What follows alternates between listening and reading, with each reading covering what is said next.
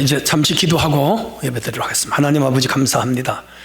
저희들 한 주간도 주님 은혜로 살고 특별히 지난 주일 후에 3일간도 주님 은혜로 살았습니다. 코로나 여전히 창궐합니다. 이 땅을 긍휼히 여기셔서 해결해 주시고, 날씨가 춥습니다. 성도들과 가정들을 지켜주시옵소서. 오늘도 비대면 예배로 드림을 안타깝게 생각하나, 그러나 이런 기능을 통해서라도 저희들이 예배할 수 있게 하시고 말씀을 듣게 하심을 감사합니다. 주여 여기 임재하셔서 은혜를 주시고 모든 성도들을 안전하게 하시며 영적으로 더욱 풍성해지는 시간들이 되게 하여 주옵소서. 말씀을 증거하겠습니다. 종에게 힘을 주시고 은혜의 능력 가운데 증거케 하시고 이 말씀이 우리를 깨우는 귀한 말씀 되게 하여 주옵소서. 예수님 이름으로 기도하옵나이다. 아멘. 하나님 말씀은 누가복음 21장 20절로 38절 제가 읽습니다. 너희가 예루살렘이 군대에게 에워 쌓이는 것을 보거든 그 멸망이 가까운 줄 알라. 그때에 유대에 있는 자들은 산으로 도망갈 것이요 성내에 있는 자들은 나갈 것이며 촌에 있는 자들은 그리로 들어가지 말지어다. 이날은 기록된 모든 것을 이루는 징벌의 날이니라. 그 날에는 아이벤 자들과 젖먹이는 자들에게 화가 있으리니 이는 땅에 큰 환난이 이 백성에게 진노가 있겠음이로다. 그날이 그들이 칼날에 죽임을 당하며 모든 이방에 사로잡혀 가겠고 예루살렘은 이방인의 때가 차기까지 이방인들에게 밟히리라. 1월 성신에는 징조가 있겠고 땅에서는 민족들이 바다와 파도의 성난 소리로 인하여 혼란한 중에 곤고하리라. 사람들이 세상에 임할 일을 생각하고 무서워함으로 기절하리니 이는 하늘의 권능들이 흔들리겠습니다. 그때에 사람들이 인자가 구름을 타고 큰 능력과 큰 권능으로 오는 것을 보리라. 이런 일이 되기를 시작하거든 일어나 머리를 들라. 너희 속량이 가까웠음이니라 하시더라. 이에 비유로 이르시되 무화과 나무가 모든 나무를 보라. 싹이 나면 너희가 보고 여름이 가까운 줄 자연히 아나니 이와 같이 너희가 이런 일이 일어나는 것을 보거든 하나님의 나라가 가까운 온 줄 알라. 내가 진실로 너에게 말하노니 이 세대가 지나가기 전에 모든 일이 다 이루어지리라. 천지는 없어지겠으나 내 말은 없어지지 아니하리라. 너희는 스스로 조심하라. 그렇지 않으면 방탕함과 술 취함과 생활의 염려로 마음이 둔하여지고 뜻밖의 그 날이 덫과 같이 너에게 임하리라. 이 날은 온 지구상에 관한 모든 사람에게 임하리라. 이러므로 너희는 장차 올 이 모든 일을 능히 피하고 인자 앞에 서도록 항상 기도하며 깨어있으라 하시더라. 예수께서 낮에는 성전에서 가르치시고 밤에는 나가 감람원이라 하는 산에서 쉬시니 모든 백성이 그 말씀을 들으려고 이른 아침에 성전에 나가더라. 아멘. 네, 사랑하는 성도 여러분, 3일간도 잘 계셨죠? 코로나는 여전하고요. 날씨가 또 춥습니다. 그런가 하면 수요 예배는 오늘이 금년 마지막이 되겠습니다. 이제 이틀 지나면 2021년 새해가 옵니다. 한 해를 잘 마무리하시고 새해를 맞이하는 성도들이 되어지시기를 바랍니다. 누가복음을 강의하는데 오늘 21장 할 차례가 되었습니다. 오늘은 재림을 준비하며 살자, 그런 주제입니다. 종말에는 크게 세 가지가 있다. 제가 누누이 말씀드렸습니다. 개인적인 종말, 역사적인 종말, 우주적인 종말. 개인의 종말은 자신이 어느 날 죽습니다. 끝이에요. 타임아웃. 두 번째, 역사적인 종말은 한 국가가 없어지고 생성하고 없어지고 생성하는 그런 것을 말합니다. 그런가 하면 우주적인 종말은 예수님이 오셔서 이 우주의 질서가 파괴되고 새로운 세상이 열리는 것, 소위 말하는 새하늘과 새 땅, 신천신지가 열리는 것을 우주적 종말, 그렇게 말합니다. 자, 오늘 본문은 예수님께서 마지막 그 입성하셔서 5일 동안 계실 때에 하루는 그 제자들을 향하여 종말의 때에 대하여, 이건 이제 역사적인 종말과 우주적 종말이 섞여 있는데 우선 이스라엘의 종말에 대해서 자세하게 설명하시면서 이어서 우주적 종말을 설명하시는 내용이 되겠습니다. 그리고 예수님이 말씀하신 이 예언은 주 70년에 성취가 돼요. 그렇다면 오늘 이 말씀을 통해서 몇 가지로 정리를 하도록 하겠습니다. 첫 번째 주제입니다. 예루살렘은 말씀대로 망했습니다. 20절 보시면 예루살렘의 군대들이 에워싸는 것을 보거든 멸망이 가까운 줄 알라, 이렇게 쭉 24절까지 연결이 되면서 24절에 보면은 그들이 칼날에 죽임을 당하고 모든 이방인에게 사로잡혀가겠고 예루살렘은 이방인의 때가 차기까지 이방인들에게 밟히리라, 그렇게 말씀합니다.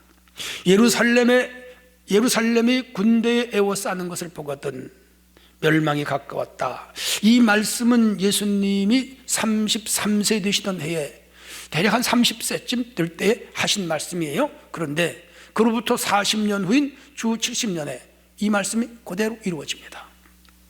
주후 64년에서 66년에 유대 총독은 게시우스 홀루루스라는 사람이었습니다. 예수님 당시에는 빌라도였죠.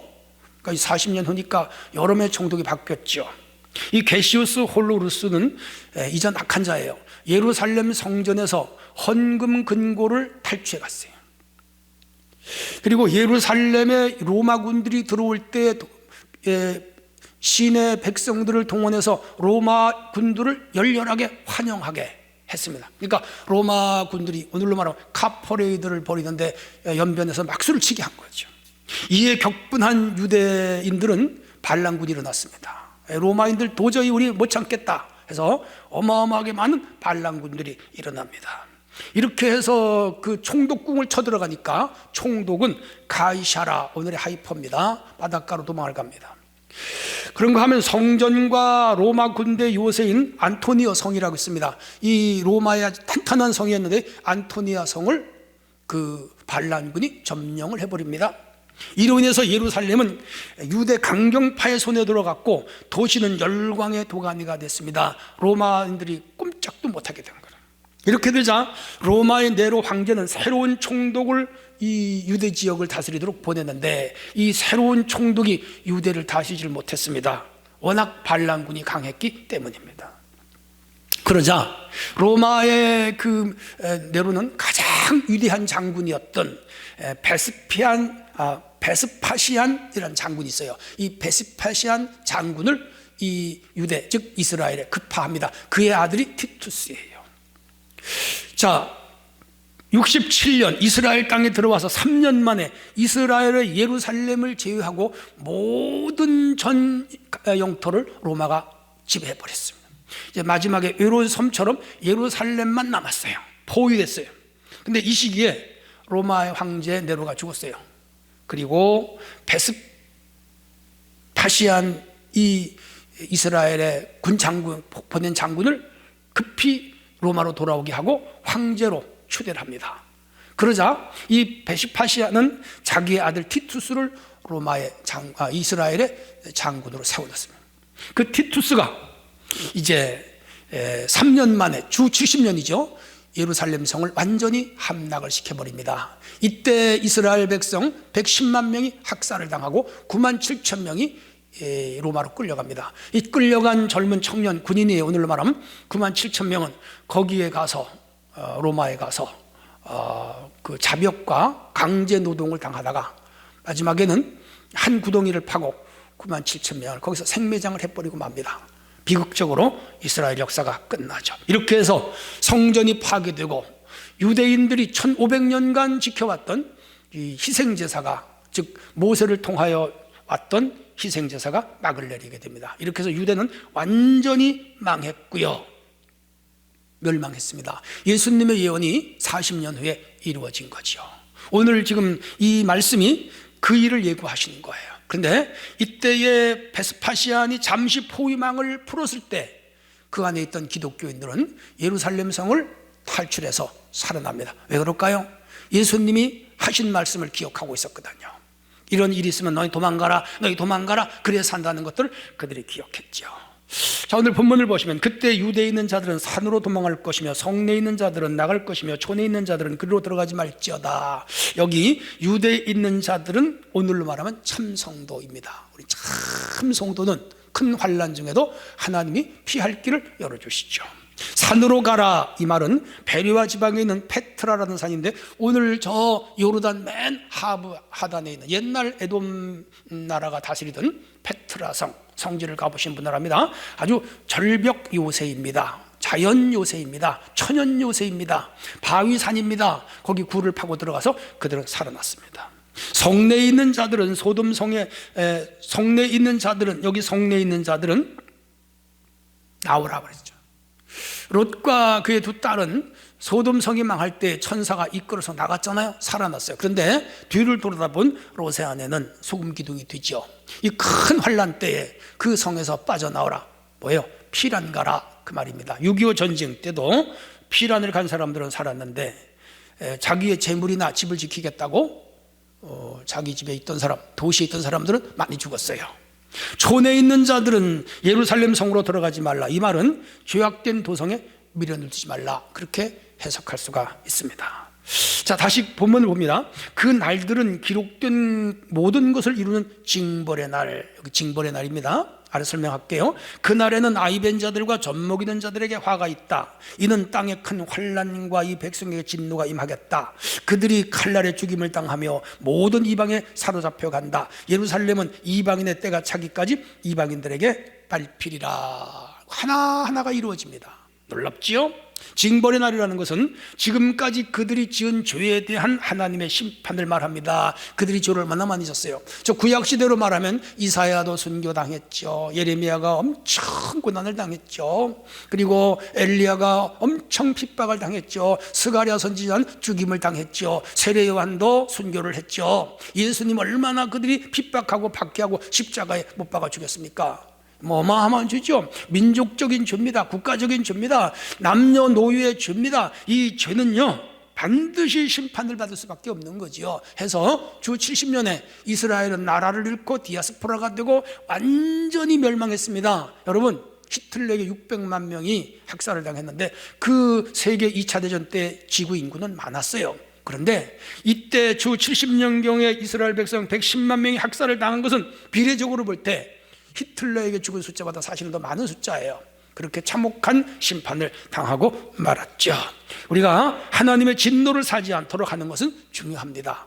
자, 아이벤자가 화가 있다? 당연하죠. 전쟁에서 임신부는 힘들죠. 그 다음 젖먹인 아이들도 화가 있다. 어린 아이도 힘들죠. 자, 그래서 이런 날이 오지 않도록 기도하라 그랬습니다. 그리고 젊은 사람들은 로마의 포로가 되어 고생하다가 죽고 말았죠.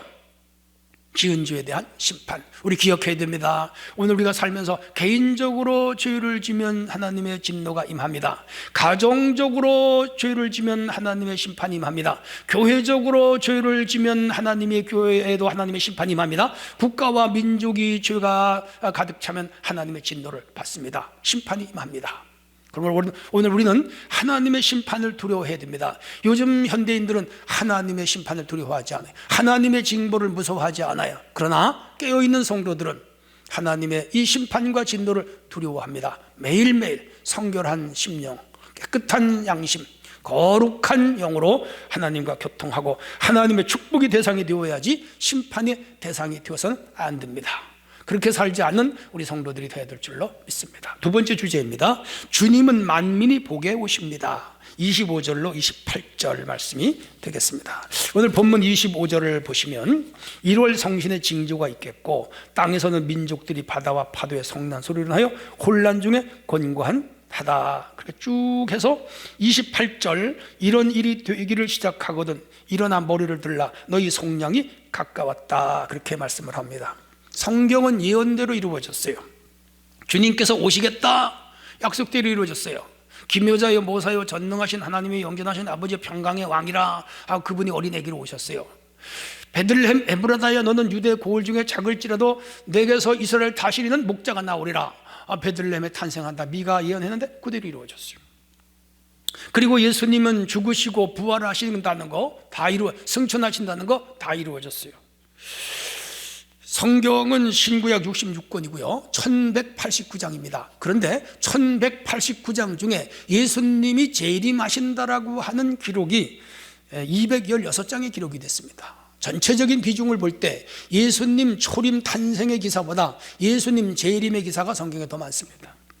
데살로니가 후서에서는 바울이 디테일하게 설명을 했고요, 베드로 전후서에도 재림에 대한 기사가 있고, 무엇보다 예수님이 마태복음 24장, 마가복음 13장, 누가복음 21장에서 자세하게 설명을 했고요, 그리고 그 말씀대로 다 이루어졌습니다. 요한복음 14장에 보면 너희는 마음에 근심하지 말라, 하나님을 믿으니 또 나를 믿으라, 내 아버지 집에 거할 곳이 많도다. 내가 처소를 예비하러 가느니 가서 예비하면 다시 와서 내게로 너희를 영접할 것이요 나 있는 곳에 너희도 있게 하리라. 예수님의 승천 직전에 하신 말씀이며 재림에 대한 언약이죠. 중요한 것은 주님이 언제 재림하시는가, 여기에 이제 상당히 헷갈려요. 잘 들으셔야 되고 잘 기억하셔야 돼요. 또 어떤 일이 있어야 예수님이 오시느냐, 이 문제도 우리가 성경을 종합적으로 연구해야 되는데, 오늘 본문을 통해서 보면 언제 오실까 궁금하지요. 그러나 미스테리, 감추어진 비밀이에요. 아무도 이것 몰라요. 주님도 모르시고 천사도 모르고 하나님만 아신다. 그래서 성경이 덮어놓은 것은 들추지 마세요. 모르는 것은 그냥 모르면 돼요. 가리키는 것만 알면 돼요. 성경이 말씀하지 않는 것을 인위적으로 해석하다가 이단이 되는 거예요. 주님이 나 모른다, I don't know, 모른다, 그럼 우리도 모르면 돼요. 그러나 징조가 있어요. 그것만 보면 돼요. 자, 두 번째는 징조가 있다. 25절에 1월 성신의 징조가 있겠고, 땅에서는 민족들이 바다와 파도의 성난 소리에 인하여 혼란 중에 곤고해진다. 26절 사람들이 세상에 임하리를 생각하고 무서움으로 기절을 한다. 이는 하늘의 권능들이 흔들리겠다. 1월 성신, 해달 별들이죠. 해와 달과 별들, 즉 천체에 이상이 일어난다. 글쎄요, 뭐 해가 빛을 잃거나 달이 빛을 잃을 수 있고요, 행성들이 충돌할 수도 있죠. 천체는 중력의 그물 속에 갇혀 있는데, 이 중력의 그물이 깨지면 지구가 예를 들어서 왼쪽으로 돌다가 오른쪽으로 돌 수 있고, 지금 15도 기울어서 돌아가는데 30도가 기울을 수도 있고 45도가 기울어질 수도 있죠. 그러면 바다가 산이 되고 산이 바다가 되겠죠. 저 콜롬비아라든지 중국 저 고지대 가면 한 지역이 다 소금이에요. 고대 바다였거든요. 그 융기가 됐고 또 무슨 침몰이 됐다 그러는데, 제 생각에는 지금 15도로 돌던 지구가 옛날에는 30도로 돌던지, 그러다가 이게 천체의 중력에 의해서 바꿔지고 그런 변화가 있지 않았을까, 수십만 년 수백만 년 전에. 그렇다면 자세히 알 수 없지만 천체 이런 일들이 일어난다 이 얘기예요. 그냥 우주의 질서가 깨지는 거죠. 주님이 오시기 전에 있을 천체적인 이변이라는 거죠. 산이 바다, 그리고 세 번째는 어떻게 오시는가 하는 거예요. 27절에 보시면 그때 사람들이 인자가 구름을 타고 능력과 큰 영광으로 오시는 것을 보리라. 능력으로 오시고 영광으로 오시는데, 중요한 것은 구름을 타고 오신대. 교통수단으로 오시는 게 아니에요. 비행기를 타거나 우주선을 타거나 로켓을 타고 오시는 것이 아닙니다. 주님은 구름을 타고 오시는데, 재미있는 건 마태, 마가, 요한, 계시록에 보면 하늘 구름이 난 게 있어요. 천국에 갔다 오신 분들이 지구상에 굉장히 많습니다. 그분들이 그들 갔다 온 수기를 책으로 발표한 것을 보면 공통점이 있어요. 하늘에는 하늘 구름이 있더라. 그런데 이 지상에 있는 수증기 증발이 공중에 쌓여있는 이런 물리적인 자연적인 구름이 아니고 하늘에 있는 구름이에요. 오늘 택시를 부르면 택시가 오듯이 하늘에서 하늘 구름을 부르면 구름이 오더라는 거예요. 사람이 거기 타면 순간 이동하더라는 거예요. 그게 하늘나라 세계에 있는 특수 교통수단인 것 같아요. 그래서 예수님이 구름 타고 올라가셨다. 그게 하늘 구름이야. 우리가 보는 천체의 이 기후 변화에 의한 구름이 아니라는 거, 그걸 타고 오신다는 거예요. 초림 때는 예수님이 이 사람의 몸을 입고 태어나셨는데, 두 번째는 그렇게 안 와요. 두 번째는 장엄하게, 거창하게, 두렵게, 그래서 철장 권세를 가지고 오신다. 이 철장이라고 하는 것은 세상을 다스리는 권능, 오늘로 말하면 쥐봉 같은 것이죠. 그래서 오늘 우리는 이때 오시는 주님은 만왕의 왕으로 오십니다. 준비하고 깨어 있어야 됩니다. 세 번째, 뭐하러 오시느냐? 28절이에요. 이런 일이 되기 시작하거든 일어나 머리를 들라 너희의 속량이 가까웠느니라. 속량은 신학적 용어예요. 속죄, 속량, 또 대속, 속전, 이건 다 신학 용어인데 뭐죠? 값을 치르다, 그 말입니다. 무슨 값을 치러요? 원죄와 자범죄, 자범죄는 큰 문제가 안 돼요. 요한일서 1장 9절에 보면 만일 우리가 우리 주를 자백하면 저는 미쁘시고 의로우사 우리 주를 사하시며 모든 불에서 깨끗게 하신다. 그건 고백과 회개로 깨끗합니다. 근데 이 원죄라고 하는 문제는 인간이 해결할 수 없는 불가침의 영역이에요. 왜? 아담과 하와가 특별히 아담은 인류의 대표성을 가진 존재인데 선악과를 먹었거든요. 최초의 하나님이 만드신 법을 깼거든요. 그 문제는 범죄한 자만 해결이 가능한데 아담은 죽어버렸어요. 그러면 죄 없는 분이 오셔야 그 문제가 해결되는데 인류는 그 이후에 다 죄인이야. 원죄는 해결을 못해요. 그래서 하나님이 인간의 몸을 입고 죄 없는 몸으로 오셔서 의의 대표성, 구원의 대표성을 가지고 오신 분이 예수님. 왜 오셨느냐? 이 아담과 하와의 원죄를 해결하러 오셨습니다. 그걸 성경은 속량, 속전, 속죄, 대속. 대속과 속죄는 구분해야 되지만 광의적 의미에서는 같이 쓸 수가 있어요. 그 문제 해결하러 오셨어요. 그러니까 그러면 오늘 우리가 예수를 믿고 피의 공로로 속죄를 받고 속량을 받고 대속을 받았고 맞아요. 그러나 이 완성되는 날이 있어요. 아직도 예수 믿지 않고 구원 못 받은 사람이 많잖아요. 이것이 완성되는 날이 언제냐? 예수님이 재림하시는 날. 그래서 신학자가 말했듯이 예수님은 이미 오셨고 아직 못 오셨죠. 그래서 우리의 구원은 이미 얻었고 아직 못 얻었죠. 그래서 이걸 이미와 아직이라고 하는 표현을 쓰고 있죠. 의미가 있어요. 그래서 우리의 구원이 칭의 구원은 이루어졌고 성화 구원은 완성되지 못했고 영화 구원으로 완성이 된 이 과정에 예수님이 오셔야 완전한 영화 구원이 이루어지는 대속의 사역이 끝이 나요. 그래서 예수님은 오시는 거죠. 불교는 원이에요. 윤회된다고 하는 사상이죠. 기독교는 시작과 끝, 처음과 나중, 알파와 오메가예요. 뭐예요? 기독교는 시작이 있고 끝이 있다 해서 예수님의 하나님이 창조하시고 마지막 종말이 있다. 예수님이 초림하셨고 재림하심으로 끝을 맺는다. 우리 기독교는 원이 아니고 선입니다. 기억하세요? 그래서 오늘 우리는 이미 예수 안에서 구원을 받았지만 죽잖아요. 그리고 주님이 오실 때 부활하고 영원한 신령한 몸으로 신천신지로 들어가게 되는 것이죠. 그날이 바로 예수님이 재림하시는 날입니다. 이 영광스러운 날입니다. 위엄스러운 날입니다. 놀라운 날입니다. 그리고 모든 피조물이 하나님을 찬양하는 날입니다. 우리는 그날을 기대하며 오늘도 주님의 오심을 깨어 기다리는 성도들이 되어야 됩니다. 여기 중요한 것이 믿음이죠. 오직 믿음으로 주님을 기대하는 우리 모든 성도가 되어야 될 줄로 믿습니다. 세 번째 주제입니다. 29절로 33절 종말의 징조를 볼 때 준비해야 합니다. 자, 여기 하나의 비유가 나옵니다. 이에 비유로 이르시되 무화과 나무와 모든 나무를 보라. 싹이 나면 너희가 보고 여름이 가까운 줄 아나니. 그렇게 말합니다. 마태복음에는 무화과 나무의 비유를 배우라. 그 가지가 연하여지고 잎사귀를 내면 여름이 가까운 줄 아나니 이와 같이 모든 일이 일어나는 것을 보는 인자가 가까이 곧 문 앞에 이른 줄 알라. 그렇게 말씀하십니다. 이 말씀은 세 가지 측면에서 해석이 가능합니다. 첫 번째, 자연의 순리에서 깨달아라. 뭐예요? 봄에는 나무에 몰이 오릅니다. 음이 틉니다. 싹이 올라옵니다. 꽃이 핍니다. 그렇게 해서 이제 점점 잎이 커지면 곧 여름이 옵니다. 즉 봄이 오면 여름이 오고 여름이 오면 가을이 오고 가을이 오면 겨울이 온다는 것을 우리가 자연 순리를 통해서 깨닫죠. 이와 같이 모든 하나님의 역사를 보거든 주님이 오심을 준비해라, 그 말입니다. 우리가 성경을 보면 하나하나 이루어지잖아요. 그러니까 주님의 재림이 멀지 않았죠. 두 번째는 이스라엘의 독립에서 깨달을 수 있습니다. 이스라엘은 2000년 동안 나라 잃었습니다. 아까 티투스에 의해서 예루살렘이 멸망하고 1900년 동안 지구상에 이스라엘이라는 나라가 없었습니다. 그들은 디아스포라가 돼서 전 세계로 떠도는 방랑객 혹은 나그네가 됐죠. 그런데 벵구리온이라고 하는 사람이 시오니즘을 신화가 철학을 가지고 나오면서 우리 다시 이스라엘을 회복하자.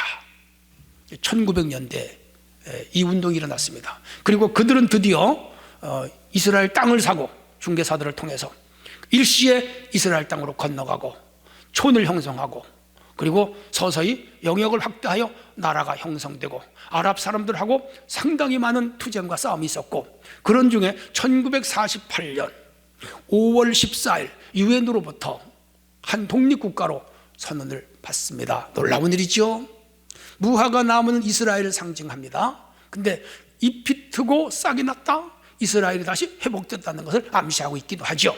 그렇게 해서 지금부터 한 70년 전에 이스라엘이 이 땅에 생겨났습니다. 없던 나라가 생긴 거예요. 성경이 이루어진 거예요. 이런 일련의 사건을 보면서 예수님의 재림이 가까웠구나, 그걸 깨달으라 이 말입니다. 세 번째는 이스라엘의 회심을 보면 깨달아집니다. 로마서 11장 25절에 이방인의 수가 충만히 차기까지 이스라엘 백성을 하나님이 둔하게 하셨다, 이 바울 사도의 말입니다. 이스라엘이 복음에 둔한 것은 그 기간에 이방인들이 예수를 믿고 하나님께로 돌아와 하나님의 수가 차기까지라는 거예요. 근데 그 구원받을 수가 차면 이스라엘이 민족적으로 회개하고 돌아오는 날이 온다. 그래서 백투더 예루살렘을 외치는 사람들이 있어요. 지금도 이 사람들은 이스라엘이 회복이 돼야 주님이 오신다, 신학적인 의미가 있어요. 그러니까 우리가 백투더 이스라엘, 백투더 제루살렘에 대해서 우리가 함부로 폄하하는 것은 좋지 않아요. 어쨌든 이런 일련의 사건들을 보면 우리 주님이 오실 때가 가까웠다, 깨달아라 이 말이죠. 그 외에도 디모데서에 보면 바울이 이렇게 말합니다. 종말의 때 어떤 현상이 일어나느냐, 사람들의 왕래가 빨라진다. 오늘처럼 왕래가 빠른 게 어디 있어요? 여러분, 우한 코로나가 나와서 1년이 안 됐는데 지구상에 다 퍼졌잖아요. 이 코로나가 들어가지 않은 나라가 없잖아요. 왜 그렇죠? 왕래가 빨라져서 그런 거예요. 비행기 타고 왔다가 다 퍼지는 거예요. 근데 옛날 중세시대 같으면 중국에서 발병했으면 거기서만 끝날 일이요. 왜? 서로 움직이지 않으니까. 근데 이 지구의 이렇게 사람들이 왕래가 빨라지면서 이런 문제가 심각해지는데, 이게 종말의 징조라는 것이죠. 코로나를 보면서 종말이 가까웠구나, 그런 걸 깨달아야 돼요. 지혜 있는 자는 깨닫고 귀 있는 자는 들을 줄 압니다. 그 다음 사랑이 식어집니다. 배도가 보편화집니다. 빈부격차가 극심합니다. 적그리스도가 나타납니다. 세계의 복음이 전파됩니다. 이스라엘이 독립합니다. 사람들이 감사할 줄 모릅니다. 자기만 사랑합니다. 자연의 이상이 생깁니다. 이런 것들을 종합해서 성경은 종말의 때라고 가르치고 있죠. 우리 눈을 크게 떠야 돼요. 그리고 주님의 일하심을 세심하게 살필 줄 알아야 돼요. 예수님 때부터 종말인데, 중세도 종말이라 그랬는데 무슨 예수님이 오신단 말이야? 아니에요. 사람들이 이럴수록 우리는 깨어서 주님의 오심을 준비해야 됩니다. 휴거소를 주의해야 돼요. 이건 세대론자들이 하는 이론입니다. 우리 한국에도 팽배하고 만연해요. 이 사람들은 세대론이 뭐냐? 아담부터 노아까지 2000년, 노아에서 예수님까지 2000년, 예수님으로부터 지금 2000년, 6000년이 됐다는 것이죠. 그러면 천년왕국이 7000년에 이루어지는데, 그게 그들이 말하는 세대론이에요. 근데 이게 맞지 않아요. 벌써 2021년이 됐잖아요. 그들의 주장이라면 2000년에 예수님이 오셨어야죠. 이런 건 상당히 허무맹랑한 잘못된 신학이라는 거 우리가 이해해야 됩니다. 그런가 하면은 1948년에 예수님이 오신다고 주장한 자들도 있었고, 1988년에 예수님이 오신다는 자들도 있었고, 우리 한국에서는 1998년 10월 28일 소위 다미선교회죠. 제가 우리 교회를 개척하고 이제 98년도에 그 부흥회하던 주간인데 난리였죠. 마포구 성산동에 다미선교회 사람들 하얀 옷 입고 예수님 오신다고, 삼방송사 그 TV 기자들 그 카메라 다 들이대고 12시까지 기다렸는데 안 왔죠. 아직도 안 오셨죠. 속은 거죠. 허위입니다. 이런 것들 우리가 조심해야 되고 넘어가지 않도록 조심해야 됩니다. 위에 말씀드렸습니다. 예수님도 모른다 그랬어요. 하나님만 아세요. 천사도 몰라요. 어떤 사람도 몰라요. 그러나 징조를 보고 때를 짐작할 수는 있습니다. 여기까지예요. 그 이상 선을 넘어가지 않도록. 그러나 내일 오실 수도 있고 오늘 밤 오실 수도 있죠. 우리는 깨어있는 게 중요하죠. 그래서 네 번째 주제입니다. 제 이름을 준비하며 사명을 감당합시다. 34절로 38절. 시간상 읽지 않을게요. 여러분 이 설교를 들으면서 성경을 펴놓고 읽으시면 됩니다. 자, 여기 보면 이렇게 설명합니다. 너희는 스스로 조심하라. 그렇지 않으면 방탕함과 술 취함과 생활의 염려로 마음이 둔하여지고 뜻밖의 그날이 덧같이 너희에게 임하리라. 지구상에 거하는 모든 사람에게 임하리라 그랬습니다. 그래서 우리에게 경고합니다. 첫째, 방탕하지 말아라 그랬습니다. 방탕은 주색 잡기에 빠진 생활을 의미하지만 단순히 주색 잡기만 아닙니다. 갈피를 잡지 못하고 행동하는 사람을 방탕했다 그럽니다. 우리는 삶의 가치관과 그리고 삶의 그 의식을 확고하게 하고 살아. 특별히 신앙인들은 말씀 안에, 성령 안에, 능력 안에 살아가야 됩니다. 이렇게 살지 말라는 거죠. 방탕하지 말라는 거죠. 두 번째는 술 취하지 말라. 술은 취하면 육신을 자극하고 삶을 무감각하게 하죠. 그래서 이 술 취하지 말고 성경은 성령 충만해라 그럽니다. 성령 충만해야 방탕한 생활을 접을 수가 있습니다. 그 다음 생활의 염려를 주께 맡겨라 그랬습니다. 우리 삶에 수많은 우수사려들이 있잖아요. 코로나 어렵잖아요. 실치가 하신 분들도 있고요, 또 가게가 어렵고요, 빚을 많이 지신 분은 더 어렵고요. 뭐 이것뿐입니까? 개인적으로 질병의 문제, 가정의 문제, 자녀의 문제, 사업의 문제, 뭐 크고 작은 엄청난 일들이 일어나죠. 근데 인생은 늘 염려로 가득 찰 수밖에 없어요. 그런데 참 신앙은 여기서 벗어나는 것이며 주님께 나의 삶을 맡기는 거죠. 그 다음 항상 기도하고 깨어 있어라 그랬습니다. 36절 이러므로 너희는 장차올 이 모든 일을 능히 피하고 인자 앞에 서도록 항상 기도하며 깨어 있어라. 여기 인자 앞에 서는 게 중요합니다. 주님 앞에 서야 돼요. 청와대에 가서 대통령 앞에 서는 것과 같은 거예요. 고대시대의 왕 앞에 서는 것 같은 거예요. 그러려면 양심적으로 또 영적으로 깨끗해야 돼요. 삶이 깨끗해야 돼요. 또 그렇게 하기 위해서는 깨어있어 기도하라 그랬습니다. 주님은 도둑같이 오시고 번개처럼 임한다 그랬습니다. 언제 올지 몰라요. 깨어있는 것만이 위험을 피할 수 있고 깨어있는 자만이 여기서 구원을 받을 수가 있는 것이죠. 매일 깨어있어야 됩니다. 여기서 깨어있다는 것은 물리적인 개념이 아니고 영적인 개념입니다. 우리가 자연적으로 잠을 자였지요. 잠을 안 자고 어떻게 일하겠어요? 그 얘기가 아니에요. 의식적으로 영적으로 각성하라 그 말입니다. 심리적으로 깨어있어라 이 말입니다. 주님이 언제 오시더라도 그분 앞에 설 수 있는 준비가 되어 있어라 그 말입니다. 재림하실 때 주님 앞에 설 수 있는 우리 모두가 되어야 될 줄로 믿습니다. 아울러 마지막 절입니다. 예수께서 낮에는 성전에서 가르치시고 밤에는 나가 감람원이라 하는 산에서 쉬시니 모든 백성이 그 말씀을 들으려고 이른 아침에 성전에 나오니라. 이 말씀을 성전에서 가르친 거예요. 예루살렘 성전에서. 그리고 저녁이면 또 산에 가서 주무세요. 여기서 우리 깨닫는 게 있죠. 주님은 죽는 날까지 가르치셨다. 이게 주님의 사역이에요. 교회가 해야 하는 사역 네 가지가 있잖아요. 캐리그마, 말씀 선포죠. 디다케, 교육입니다. 디아코니아, 봉사입니다. 코이노니아, 교제입니다. 하나 더 있죠. 예배, 우리 예배가 주님 앞에 우리가 해야 하죠. 그 중에 예수님은 이 디다케를 열심히 하셨죠. 잘 가르치는 교회가 좋은 교회고 잘 가르쳐야 교인들을 바로 세울 수가 있죠. 그래서 오늘 우리 교회는 열심히 가르치는 디다케를 잘하는 교회가 돼야 되고요. 또 우리는 가정에서 자녀들을 잘 말씀으로 가르쳐야 되고요. 우리 사회의 잘못된 것들을 말씀으로 깨닫게 해야 됩니다. 그런가 하면 감람원이라 하는 산에 가서 쉬셨습니다. 예수님은 그 젊으신 분이요, 예루살렘 오면 주무실 곳이 없어서 때로는 산에서 주무셨어요. 자, 이 내용을 읽을 때 때로 마음이 아파요. 좀 주무시게 누가 방 좀 들이지. 그런 마음이 들 때가 있어요. 이 젊은 청년은 낮에는 나가서 가르치고 밤에는 또 산에 가서 쉬고 이렇게 하면서 마지막까지 사명을 다 하시다가 십자가에 돌아가셨습니다.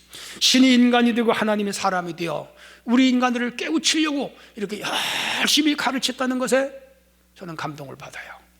이 사명을 주님 오시는 그날까지 감당해야 되고 교회는 또 그 일을 해야 됩니다. 날이 새면 주님은 또 어디로 가세요? 성전으로 가셔서 또 가르치는 거예요. 왜 가세요? 사람 만나려고. 우리 기독교는 동적인 종교입니다. 불교는 정적인 종교예요. 그래서 스님들은 다 산속으로 들어가서 남의 탑을 하고 앉아서 이거 수행만 하지만 우리는 밖으로 나가서 뛰어다니면서 넥타이 매고 운동화 신고 또 재킷을 벗어 제키고 사람들을 만나서 복음을 전하는 것. 이게 동적인 종교 기독교의 힘이죠. 능력이죠. 우리는 코로나 때문에 지금 활동을 못하지만 코로나만 끝나면 길거리에 나가서 가가오 방문하면서 가게와 상전을 드나들면서 사람이 모이는 곳을 쫓아다니면서 예수 믿어야 됩니다. 구원받아야 됩니다. 죄사함 받아야 됩니다. 주님은 재림하십니다. 모두 다 예수 믿고 구원받읍시다. 외쳐야 됩니다. 이게 교회의 사명이고 우리의 사명입니다. 주님은 죽는 전날까지 일을 하셨습니다. 놀랍지요? 결론입니다. 종말, 개인적인 종말, 역사적인 종말, 우주적인 종말 다 중요한 개념입니다. 여기서 중요한 것은 첫째, 내가 개인적으로 종말을 만나 오늘 밤 죽는다 하더라도 주님 앞에 설 수 있고 하늘 문을 열고 들어갈 수 있는 그러한 구원받은 성도가 되어야 됩니다. 역사적인 종말이 온다 하더라도 우리는 살아남는 자들이 되어야 됩니다. 렘넌트들이 되어야 됩니다. 그래서 다시 주의 복음을 증거하는 자들이 되어야 됩니다. 우주적인 종말이 올 때 주님을 기쁨으로 나가 맞이하고 주님과 함께 새 하늘 새 땅에 들어가서 영원히 살 수 있는 자격을 충분히 갖추고 살아가야 됩니다. 오늘도 주님은 이런 자들을 찾고 있습니다. 우리 성도들이 코로나 잘 극복하고 주님의 재림을 매일 준비하면서 언제 오시더라도 주님을 맞이할 수 있는 충분 자격 조건을 소유하는 우리 모두가 되어져야 될 줄로 믿습니다. 하나님의 은혜가 임하시기를 바랍니다. 하나님 아버지 감사합니다. 재림을 기다리자고 했습니다. 맞습니다. 주님은 성전에서 마지막 때 일어날 일들을 가르쳐 주셨습니다. 우리 깨어있게 하시고 언제라도 주님이 오실 때 주님 맞이할 수 있도록 준비 잘하게 하여 주옵소서. 예수님 이름으로 기도하옵나이다. 아멘.